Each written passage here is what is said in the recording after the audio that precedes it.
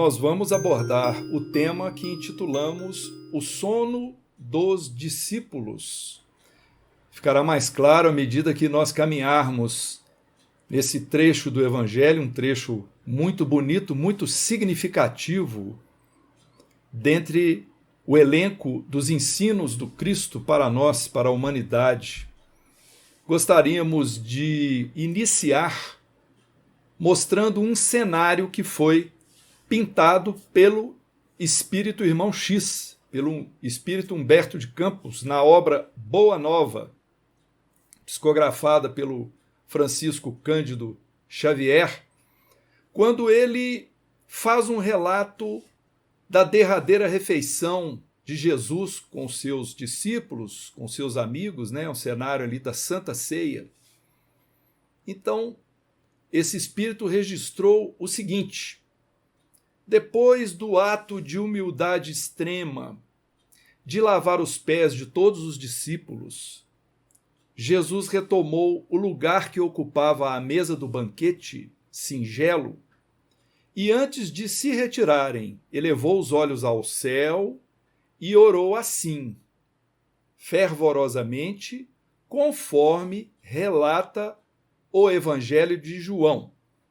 Aí um parêntese, ele se refere ao capítulo 17 do Evangelho de João inteiro, que é esta oração de Jesus, que nós vamos passar apenas um trecho de acordo com as palavras do irmão X. Ele registrou assim: Pai Santo, eis que é chegada a minha hora. Acolhe-me em teu amor, eleva o teu filho para que ele possa elevar-te entre os homens no sacrifício supremo. Glorifiquei-te na terra, testemunhei tua magnanimidade e sabedoria, e consuma agora a obra que me confiaste. Neste instante, pois, meu Pai, ampara-me com a luz que me deste, muito antes que esse mundo existisse. Então nós vimos pelo início dessa oração, que é muito longa, Jesus já demonstrando o seu pressentimento de que chegara o momento de dar início aos passos necessários para cumprimento da sua missão, com as terríveis provações a que ele seria submetido. Segundo o autor espiritual, Humberto de Campos, irmão X, Jesus prosseguiu e com essa longa e linda oração, após ele encerrar, houve um religioso silêncio por parte dos discípulos. Foi o final da ceia, da chamada Santa Ceia. E ele se retira em companhia de Simão Pedro e dos dois filhos de Zebedeu, Tiago, que é Tiago maior, e João, para o Monte das Oliveiras, onde costumava meditar. Os demais companheiros, segundo Humberto de Campos, dispersaram, impressionados, enquanto Judas, afastando-se com passos vacilantes, não conseguia aplacar a tempestade de sentimentos que lhe devastava o coração. Daí a alguns instantes, o mestre e os três companheiros alcançavam o monte povoado de árvores frondosas que convidavam ao pensamento contemplativo. Então é todo um momento de muita tensão, um momento de uma certa tristeza, porque Jesus anuncia que estava chegando o momento da sua partida da terra. Ele faz essa última refeição com seus amigos mais próximos, com seus discípulos, que são aquelas criaturas que ele, vamos dizer assim, organizou para que formasse ali um grupo para iniciar a disseminação do seu evangelho. Aquele pequeno grupo em quem ele confiou os seus maiores ensinamentos.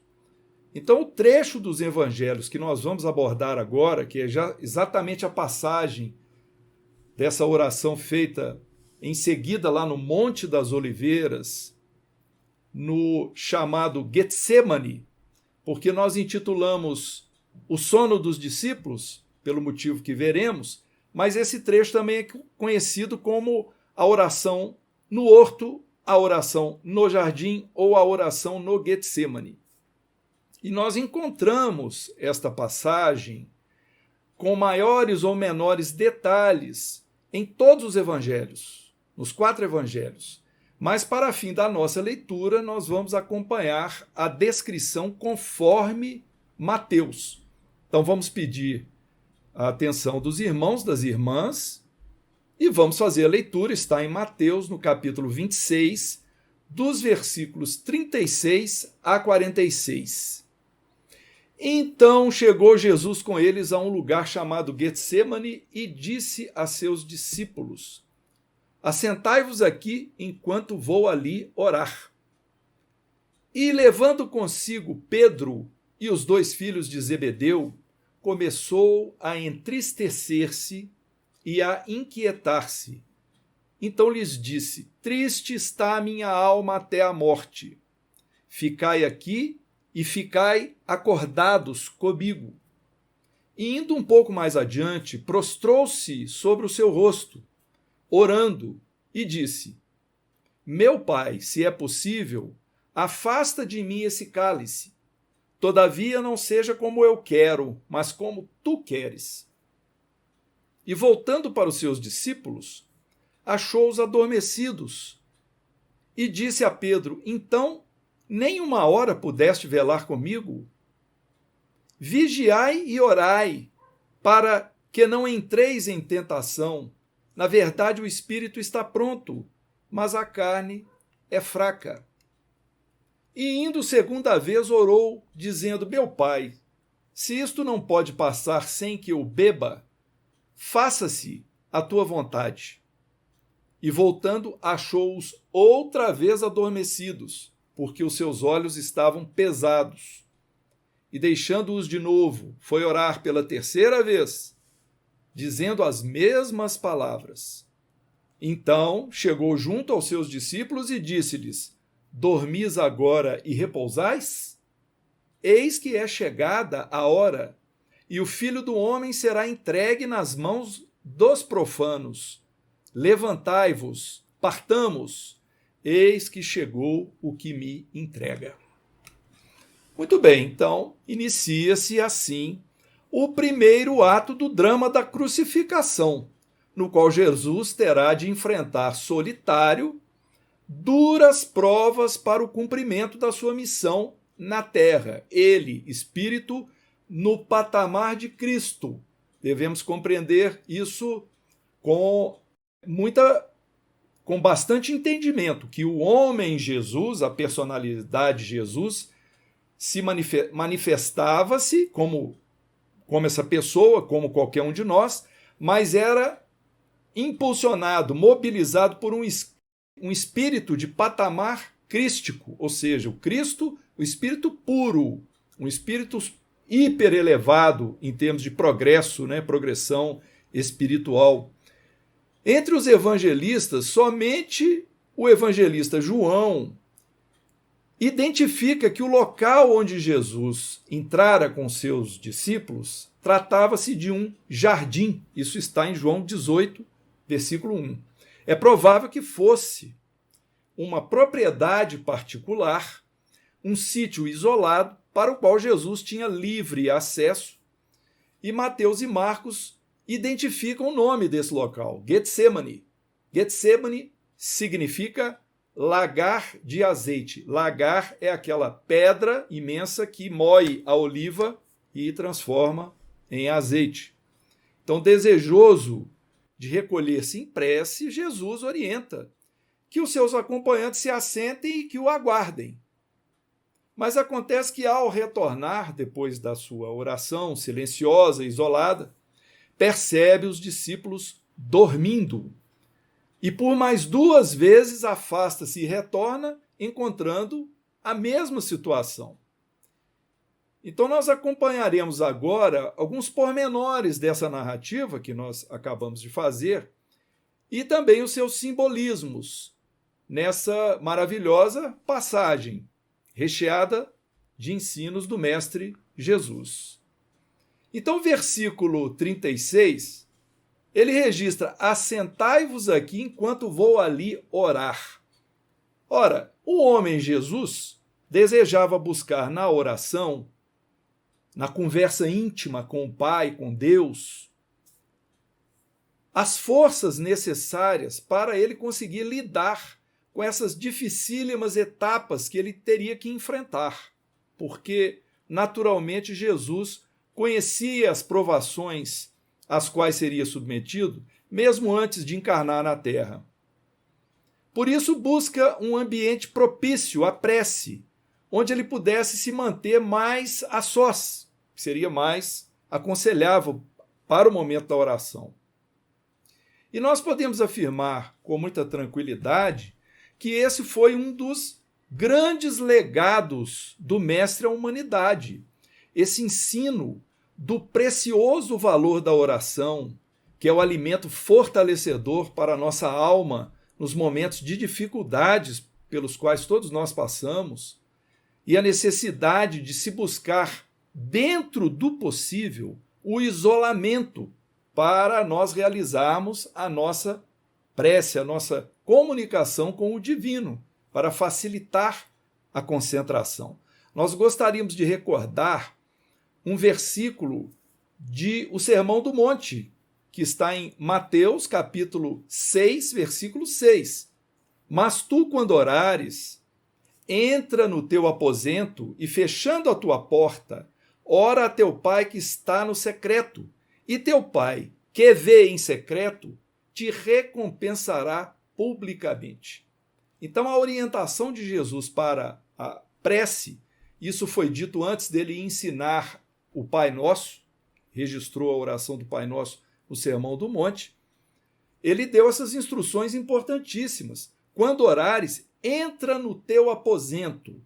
Então há um simbolismo aí, naturalmente, não significa que há necessidade de nós entrarmos no nosso quarto de dormir exatamente, mas que a gente consiga um ambiente apropriado ao nosso isolamento. Mas o mais importante, ele disse logo em seguida: e fechando a tua porta, ou seja, desligando os nossos sentidos de tudo que é externo e concentrando apenas no nosso íntimo. Ora teu pai que está no secreto. Portanto, quando nós não conseguimos encontrar um ambiente apropriado de isolamento, de tranquilidade, para que a gente possa fazer a nossa prece, nessa situação mais propícia, se nós conseguimos trancar a porta, né? Ou seja, nos isolarmos dos problemas, nos isolarmos do que é exterior, nos isolarmos do nosso próprio íntimo, quando ele traz para nós desvios da nossa atenção que vão dificultar a nossa oração. Por isso que no momento da prece a gente deve realmente conseguir reservar aquela condição mais apropriada para que pensamentos estranhos não nos perturbem, aqueles que vêm de nós mesmos ou das nossas observações sobre o nosso meio. Então Jesus, nesse episódio do Getsêmani, da oração do jardim, ele dá mais um exemplo, não foi a primeira vez que isso aconteceu, da necessidade de nos isolarmos para realizarmos esse contato nosso íntimo com Deus, com o Pai. Um outro ponto interessante que ele ressalta no versículo 37, a presença de Pedro, Simão Pedro, e dos outros dois apóstolos, os irmãos Tiago e João, filhos de Zebedeu. Porque esses três discípulos, em particular, eles acompanharam Jesus em importantes episódios de sua vida, em momentos solenes. Por exemplo, eles estiveram presentes quando daquele episódio da cura da filha de Jairo. Está registrado em Marcos, capítulo 5, versículo 37. E não permitiu que alguém o seguisse, a não ser Pedro, Tiago e João, irmão de Tiago. Então, a esses três, Jesus reservava uma atenção especial. E eles também haviam presenciado a transfiguração no Tabor, na qual esse episódio, né, no qual o personagem Jesus revelar a sua condição de Cristo, deixando transparecer, deixando-se notar o seu perispírito completamente luminescente. Então, esses mesmos 3 discípulos, como dissemos, foram escolhidos em muitas dessas situações e foram escolhidos novamente nessa passagem do horto do Getsemane para acompanhar mais um passo da missão de Jesus, que seria o da sua agonia, da sua luta. Jesus como personagem transitória na Terra, de acordo com a programação das provas que foram estabelecidas previamente. No versículo 38, Mateus registrou: triste está a minha alma até a morte. Ficai aqui, ficai acordados comigo. Então Jesus previne-os que a sua alma está triste. Isso representa a ânsia do homem Jesus, porque o Cristo Jesus compreende o que vai acontecer, mas o homem, ele sofre a influência do corpo, do ambiente. Então ele é mobilizado por todos esses fatores, mas ele tem no comando ali dominar, vamos dizer assim, ali controlar as ações, o pensamento, as emoções, o Cristo, o Espírito superior. Então, esse homem Jesus, ele deixa sem esmorecimentos que o Cristo assuma a situação. Mas existe esse aspecto da tristeza pela qual Jesus sentiu, pressentindo que era o momento de passar pelas provações, o momento de ter que deixar os amigos que ele convivia já há 3 anos. E ele estava onde? No Getsemane, o local do lagar de azeite, ou seja, da pedra que moe a oliva, que representaria exatamente o seu corpo, sendo esmagado pela brutalidade humana como as olivas são pelo lagar. E ele orienta e pede: ficai aqui, ficai acordados comigo. Por quê?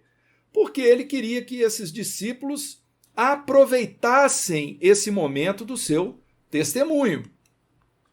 Aí no versículo seguinte, 39, vem uma frase muito intrigante, porque eu vou reler para que a gente se recorde. Indo um pouco mais adiante, prostrou-se sobre o seu rosto, orando e disse: meu Pai, se é possível, afasta de mim esse cálice. Todavia não seja como eu quero, mas como tu queres. Então aparece aí, meus irmãos, minhas irmãs, uma dualidade de vontades, não é isso? Afasta de mim o cálice. Evita, me ajuda que eu não passe por essas provações. Mas logo em seguida, não seja como eu quero, mas como tu queres. Então isso vem, mais uma vez, comprovar que havia ali uma dualidade da personagem Jesus, o homem, e o Espírito puro, o Cristo. Jesus hesita, ele teme, ele roga: afasta o cálice, não me submeta a essas provações terríveis. Uma aparente vontade fraca, temerosa, porque ele sabia que seria submetido a dores atrozes, ferimentos no seu corpo físico, angústias morais, né, pela solidão, pela ingratidão, pelo abandono na última hora, com o que aconteceu com Jesus, que nós sabemos, né, que ele passou o episódio da cruz nessa situação de tanta angústia, de tanta amargura e tristeza, né? Mas o Cristo dominante imediatamente se sobrepõe e fala: que não seja como eu quero, mas como tu queres, meu Pai. Então, para isso vem o uso da razão, controlando o sentimento. Ora, muitas vezes nós podemos afirmar com toda segurança que isso acontece conosco. Nós temos os momentos de fraqueza, de temor, de insegurança, de medo, de depressão, de pessimismo. Mas quando usamos o nosso raciocínio, a nossa inteligência, mobilizando ali o otimismo, a vontade de superar as nossas provas, Então essa parte divina que está em nós também, ela fala mais alto. E muitas vezes nós conseguimos superar esses momentos, né, de fraqueza que nós passamos em situações não idênticas, mas similares, semelhantes a essa de Jesus, né? Que ele teve de combater ali esse seu temor, essa sua hesitação. Interessante que Lucas registra, no mesmo episódio, no capítulo 22, versículo 24, Lucas registrou assim: e começando a agonia, orou mais fervorosamente, e tornou-se o suor dele como coágulos de sangue caindo no chão. Algumas Bíblias traduzem como sendo gotas de sangue caindo no chão, pelo suor de Jesus. O Carlos Torres Pastorino, que traduziu o Evangelho do original grego, ele afirma que a palavra correta é realmente coágulo e não gota de sangue. O que, na verdade, por que nós estamos chamando a atenção para isso aqui? Porque se trata de uma prova contra os docetas. Quem são os docetas? Docetas eram um grupo que afirmava que Jesus não tinha corpo nem sangue físicos, mas era apenas um fantasma que fingia estar encarnado, mas não estava. Para os docetas não houve sofrimento físico, porque não havia corpo físico. Havia esse corpo que parecia ser físico, mas era fantasmagórico, digamos assim. Mas a gente encontra, né, na Epístola de Paulo aos Hebreus, nos dias de sua carne, no Evangelho de João, o Verbo se fez carne, na Epístola de João, que se conhecerá o Espírito que vem de Deus quando disser que Jesus veio em carne. Ou seja, vários outros trechos das epístolas e dos evangelhos confirmam o corpo de carne de Jesus. E não se espantem, nós chegamos a conhecer pessoas que pensam assim como os docetas aqui em nossa cidade. Aí no versículo 40, Jesus retorna da sua oração e encontra os discípulos dormindo. Então vamos entender esse adormecimento. Ora, a palavra sono, ela implica a ideia de suspensão da atividade, de desatenção, de inércia, de entorpecimento, não é isso? Então é como se tivesse ali mais uma situação de não tomar atenção com a orientação de Jesus. Ficai acordados para vocês acompanharem o que vai acontecer. E se perderam nessa inércia, nesse entorpecimento, nessa desatenção. Interessante que Emmanuel, numa de suas passagens, ele faz comentários a respeito disso, e ele diz o seguinte, que Jesus veio à Terra para acordar os homens para a vida maior. Olha que interessante. Jesus veio à Terra para nos acordar, nos despertar para a vida maior. E ele convidou para acompanhá-los discípulos que estavam mais conscientes de suas obrigações. E, no entanto, esses mesmos discípulos, que eram esse grupinho especial, né, de 3, eles dormiram e, segundo Emmanuel, intensificaram a solidão de Jesus, a solidão do Mestre. Mas que Jesus continua nos convidando às tarefas, só que o número dos que não dormem ante os convites de Jesus é muito reduzido. Concentram-se esses que dormem, nós, quando dormimos, né, digamos assim, que somos desatentos, concentramos-nos nos nossos próprios desejos e nos esquecemos que a vida na Terra é apenas uma hora ante a eternidade. É uma vida breve, ou seja, é um alerta para que nós estejamos sempre atentos e despertos para os chamados de Jesus ao nosso comportamento, à nossa conduta, às tarefas, à prática do amor, a seguir a lei de Deus, enfim, né? Então, por isso que ele encerra o versículo 40 assim, então nem uma hora pudeste velar comigo, é uma cobrança do mais alto para nós todos, né? Que devemos estar atentos e velar com Jesus. E o versículo 41, que é o seguinte, ele traz uma notável advertência de Jesus, né, do Mestre, do Cristo. Vigiai e orai, ou seja, ficai acordados e orai, ficai atentos e orai, para que não entreis em tentação ou em provação. Na verdade, o espírito está pronto. O Pastorino traduz: o espírito tem boa vontade, mas a carne é fraca. Então vamos compreender esse versículo com um pouco mais de detalhe. O Cristo, portanto, nos exorta a vigilância, a extrema atenção com os nossos pensamentos e com as nossas atitudes, porque se nós não tivermos essa postura constante, nós podemos realmente tropeçar e sucumbir ante as provas que surgem em nossa reencarnação. O pressuposto para o sucesso do nosso espírito na reencarnação é justamente transpor as experiências terrenas seguindo fielmente os ditames da lei de Deus.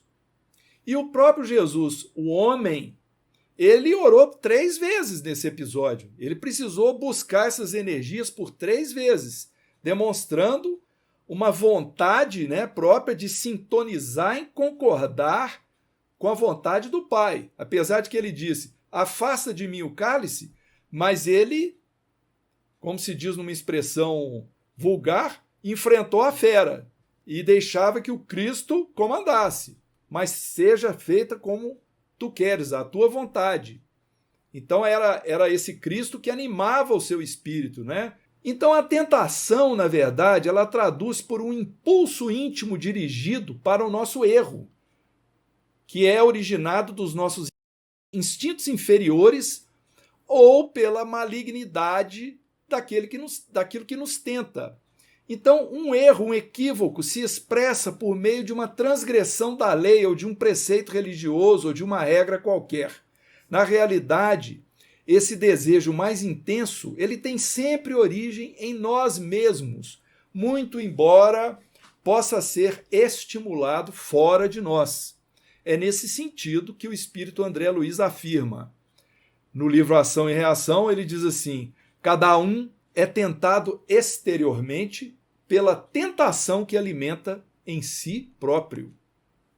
Então, a interpretação evangélica para o termo vigiar diz respeito à necessidade de nós tomarmos as devidas precauções, sustentando assim o equilíbrio e a lucidez indispensáveis para o nosso espírito, a fim de perceber além das aparências e assim escolher o que verdadeiramente será melhor para nós nas várias situações do nosso cotidiano. Dessa forma, o orai e vigiai se torna um alerta sempre oportuno que vai envolver a nossa razão e a nossa emoção. A razão porque é justamente através da observação atenta e constante que nós nos conscientizamos de nossas negativas predisposições íntimas.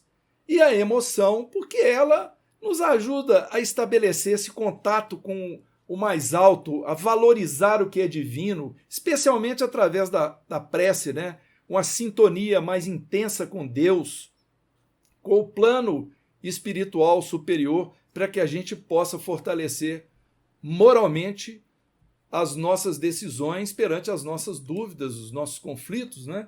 Vamos citar alguns parágrafos do espírito Miramês que nós achamos interessante, que virá nos auxiliar o entendimento dessas nossas afirmações. Diz ele assim: se o homem fosse espírito puro, não estaria reencarnado na Terra, sofrendo as duras consequências desse plano. A evolução é uma lei criada por Deus, e é contemplando os horizontes da Terra que os espíritos se tornam conscientes das necessidades das lutas que devem empreender para se libertarem do pesado fardo da ignorância em que se encontram. Desde os primeiros instantes em que ingressa pelas portas da reencarnação, o espírito carrega consigo a bagagem das experiências e das necessidades, e se vê ante as lutas indispensáveis que vai enfrentar com o dragão dos seus instintos inferiores. Para o combate, a primeira arma necessária é a vigilância. Quem não aprendeu a vigiar continua caindo nas armadilhas dos lobos. E como o Evangelho diz que só lobos caem em armadilhas de lobos, os que não conseguem vigiar continuam a ser lobos. Vigiar constitui a primeira defesa da alma na batalha consigo mesma. Policiar as suas mais caras experiências contra as investidas do mal que deturpa, da ignorância que desestimula e da sombra que entristece. O exercício do pensamento poderá ser uma lavoura de conhecimentos inesgotáveis, e desse manejo individual tiraremos lições valiosas, porque a razão constitui professor insubstituível no templo do coração. Com esse exercício, os sentimentos tomarão outros rumos e a alma entrará na era dos pensamentos puros, frutos da vigilância com Jesus, ensinada pelo Evangelho. A vigilância é a força que constrói nas almas as boas tendências. Deves vigiar no pensar, no falar e no viver. É do livro Alguns Ângulos dos Ensinos do Mestre pelo Espírito Miramês. Então é natural a todos nós, seres humanos, que nós tenhamos anseios, necessidades, o esmero, a prontidão que a gente precisa, necessita para compensar ou gratificar as nossas mais variadas aspirações é que vai nos impulsionar para o nosso desenvolvimento pessoal, a superação dos obstáculos que teremos adiante, a obtenção, alcance do bem-estar. Só que nem sempre nós conseguimos direcionar bem essa busca nossa por satisfações. E aí nós ficamos com muitas carências íntimas. Por isso, algumas complicações podem ocorrer porque nós tentamos muitas vezes concretizar no mundo exterior muito dos anseios conflituosos que estão alimentando a nossa mente e o nosso coração. E é justamente nesse contexto que o mecanismo da tentação pode acontecer. Quando algo no exterior acena a possibilidade de uma gratificação interior, mas de forma inadequada. Então, nós todos, podemos dizer, possuímos a mesma essência, a mesma substância divina. Nós todos somos personagens, espíritos encarnados, que muitas vezes preferimos deixar prevalecer a influência da carne sobre o espírito. E nós encontramos, muito interessante esse trecho que fala da a carne é fraca, porque a Revista Espírita traz um artigo de Kardec em que ele explica o seguinte, que há inclinações viciosas que são inerentes ao espírito, porque se devem mais ao moral do que ao físico. Agora, se a atividade do espírito é a que rege o cérebro, ela deve reagir igualmente sobre todas as partes do organismo. Por que ele está dizendo assim? Porque o espírito, que é o artífice do corpo, ele é que modela o corpo, ele é que apropria o corpo, inclusive para a próxima reencarnação, através do perispírito.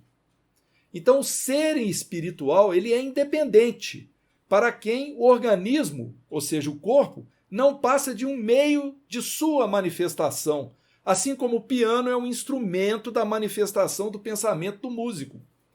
O que é que nós queremos dizer com isso?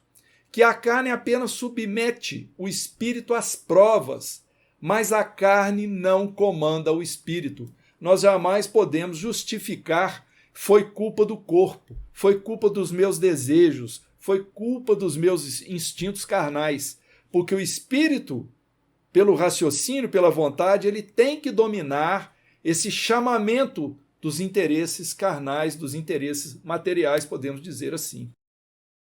Por isso que vem o alerta, que a carne é fraca, a carne é transitória, a carne é justamente aquela parte da qual nós, espíritos, vamos ter que nos desprender. no nosso caminho evolutivo para Deus, nas várias reencarnações. O nosso objetivo é nós termos corpos cada vez mais sutis, menos densos, à medida que nós formos evoluindo e reencarnando em orbes, em planos superiores. Então, o que é divino é forte, é puro, é eterno. Por isso que Jesus disse, o espírito está pronto, porque a nossa parte divina é perfeita. É o nosso eu perfeito, é a nossa mônada espiritual, é a essência do Pai se manifestando em nós. E Paulo, inclusive, registrou na primeira epístola aos Coríntios, no capítulo 15, versículo 50, ele registrou assim: e agora digo isto, irmãos, que a carne e o sangue não podem herdar o reino de Deus. O que Paulo quis dizer? Porque o reino de Deus é o patamar evolutivo acima do nosso. O reino de Deus está dentro de vós, disse Jesus. Jesus passou esse período na Terra ensinando para a humanidade o que ela deve fazer, como deve agir para conquistar o reino dos céus, o reino de Deus, que é o próprio eu divino. Então Jesus estava nos orientando sobre como alcançar um patamar espiritual superior. Por isso Paulo registra que a carne e o sangue não podem herdar o reino de Deus, porque a carne e o sangue vão ficar para trás, vão desaparecer. Não é a morte numa encarnação, é ao longo das várias reencarnações o espírito, repetimos, evoluir a tal ponto que ele não precisará mais trajar corpos densos, corpos materiais como os nossos, que são, na verdade, veículos de enfermidades e de atrativos que distraem o espírito da sua meta, que é a ascensão espiritual. Então nós devemos, todos nós, nos esforçar bastante para que esse nosso Cristo interno, para que ele possa se manifestar por nosso intermédio, sobrepondo-se às nossas fraquezas, às fraquezas da nossa personalidade terrena, que é mesquinha, ambiciosa, invejosa, egoísta, orgulhosa, e todos esses desvios da razão humana que nós muito bem conhecemos. É preciso que a gente se recorde, eu preciso deixar que o Cristo se manifeste por meu intermédio. Assim como o próprio Jesus deixou que o Cristo, o Espírito puro, se manifestasse por intermédio dele. Por isso que se diz, que Jesus era o médium de Deus, porque não conhecemos outro Espírito que pudesse se comunicar através de Jesus, a não ser o próprio Pai, o próprio Deus. E qual vai ser a fonte que vai nos garantir essas forças íntimas para nós vencermos as nossas tentações? Será justamente a oração. Ora, o Espírito Emmanuel, ele também deixou registrado alguns pensamentos a respeito desse versículo 41. Vou ler aqui algumas frases de Emmanuel. Ele disse assim: renascemos na terra com as forças desequilibradas do nosso pretérito para as tarefas do reajuste. Ou seja, estamos aqui para reajustamento, para melhoramento. O espírito cometeu equívocos em vidas pregressas. Aí ele retorna com o objetivo de superar a si próprio e ascender para um patamar espiritual melhor. E vem aí esse bloqueio, que são as tentações, as provações, os atrativos que nós vivemos no meio deles, a nos desviar a atenção para o que é sagrado, para o que é espiritual, vem nos tentar. Então Emmanuel alerta, nas raízes de nossas tendências, encontramos as mais vivas sugestões da inferioridade. Não te proponhas, desse modo, atravessar o mundo sem tentações, ou seja, não vai ter jeito. As tentações vão existir. Esses obstáculos, esses atrativos estarão aí ao nosso derredor ao longo da vida. E ele afirma, elas nascem contigo, assomam de ti mesmo e alimentam-se de ti, quando não as combates dedicadamente. Por isso, a vigilância deve ser constante. E ele completa: qual o lavrador sempre disposto a cooperar com a terra da qual precisa extrair boas sementes. Então na verdade, um investimento em nós mesmos que carece esforço e atenção e dedicação.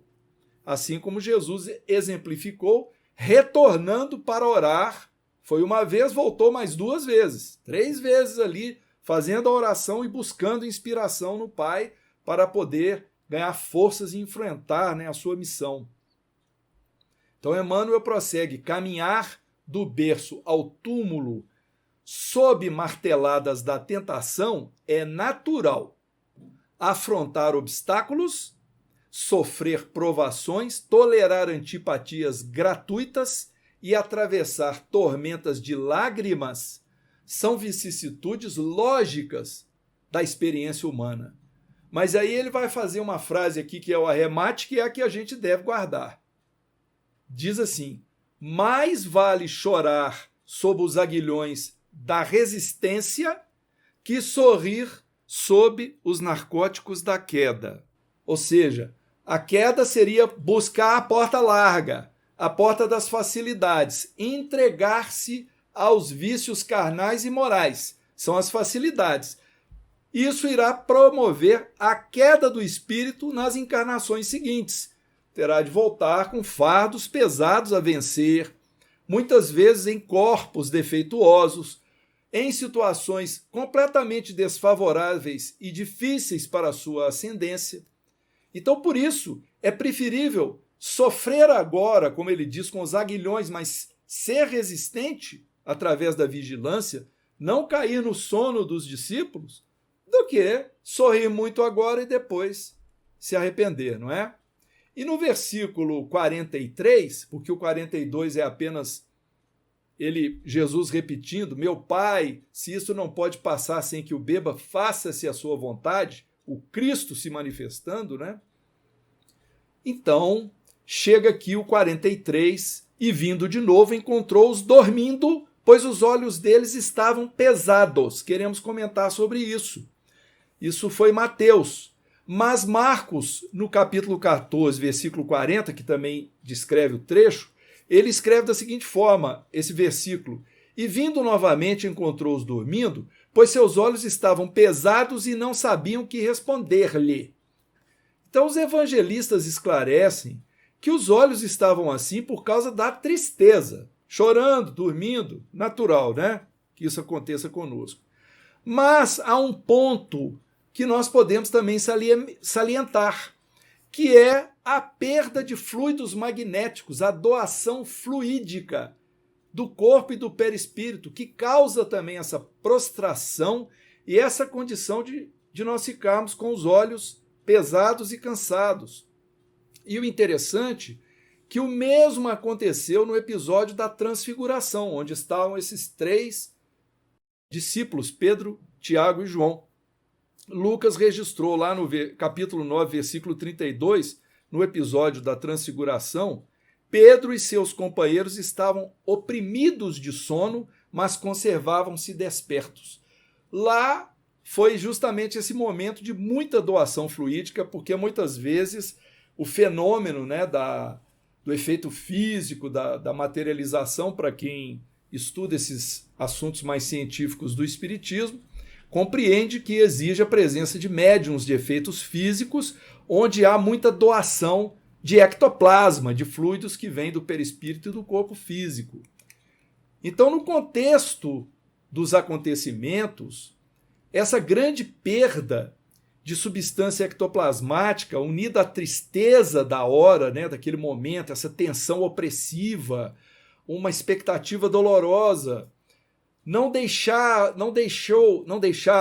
tudo isso que os discípulos resistissem fisicamente. Eles sofreram com essa situação e se prostraram demais. Mas Jesus recomenda que eles permaneçam despertos para que não entrem na provação, ou seja, para que não sejam apanhados desprevenidos pelas provas a que seriam submetidos, porque eles também passariam por provas adiante, né?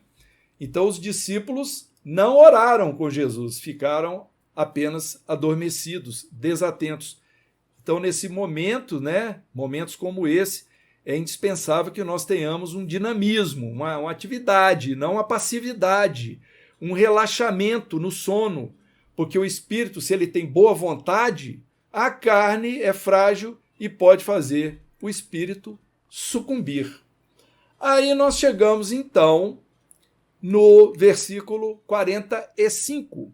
Então chegou junto aos seus discípulos e disse-lhes: dormis agora e repousais? Eis que chegada é a hora, e o Filho do Homem, próprio Jesus, será entregue nas mãos dos profanos. O Pastorino, o autor, esclarece que no original grego a frase está na interrogativa mesmo. Dormis agora e repousais? Então, realmente foi uma indagação que Jesus fez. No livro Caminho, Verdade e Vida, Emmanuel comenta, na mensagem número 87, que nos ensinos fundamentais de Jesus é imperioso que a gente evite as situações acomodatícias em detrimento das atividades no bem, tudo dentro daquilo que nós já até falamos aqui, que o aprendiz vai figurar no mundo como sendo um campo de trabalho do reino. Olha só, o reino de Deus será um campo, nós seremos um campo de trabalho para o reino de Deus por nosso intermédio, onde se esforçará operoso e vigilante, compreendendo que o Cristo prossegue em serviço redentor para o resgate total das criaturas. Então, recordando a prece do Getsemane, nós somos obrigados a lembrar que inúmeras comunidades que têm alicerces cristãos permanecem dormindo, diz Emmanuel, nas convivências pessoais, nos mesquinhos interesses, nas vaidades efêmeras. Ou seja, quando nós perdemos o foco, mesmo estando em comunidades cristãs, nós passamos a dormir e não cumprir aquelas nossas obrigações para com Jesus. Não acompanhamos o Mestre. Por isso, ele chega ao final da mensagem, né, e faz um convite. Levantai-vos, partamos. Eis que chegou o que me entrega. Ele estava indo ser entregue ao sacrifício e estava ali convocando os seus seguidores, os seus discípulos, né, que se levantem, que pensem no superior, que levantem o pensamento para o alto. Não é apenas o levantar físico, é o levantar moral, é o levantar espiritual, porque nós devemos realmente agir sem desânimo, utilizar a nossa capacidade de raciocinar, a nossa fé íntima, para que a gente se mobilize, procurando, né, as transformações do nosso íntimo para melhor, uma reforma íntima sistematizada, o trabalho no bem, a caridade pelo próximo, tudo isso, né? São várias expressões desse levantai-vos. E diante da perspectiva de sofrimento extremo, Jesus convocou, né? Partamos. Então vamos juntos, venham comigo. Porque apenas uma devoção contemplativa jamais será suficiente para nós acompanharmos Jesus. Então, colocar a imagem de Jesus, ficar só na oração, ficar só no uso desses amuletos, etc., e nós não tomarmos as nossas próprias providências pela vigilância, o estudo, o nosso autoconhecimento, a nossa mudança de conduta diante da vida, o pensamento para melhor, tudo isso faz parte dessa mudança, né? E diante das dificuldades, que nós saibamos encontrar as forças íntimas, as forças que vêm do mais alto para o nosso erguimento, para que a nossa reencarnação seja bem-sucedida.